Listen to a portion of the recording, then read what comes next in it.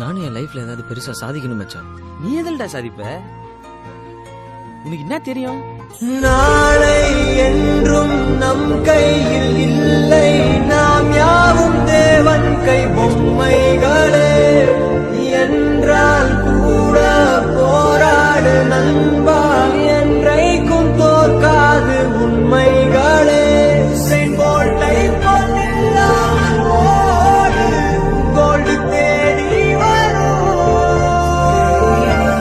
உங்கள் வாழும் நம்பிக்கை போலே வேர்வை வெற்றி தரும்.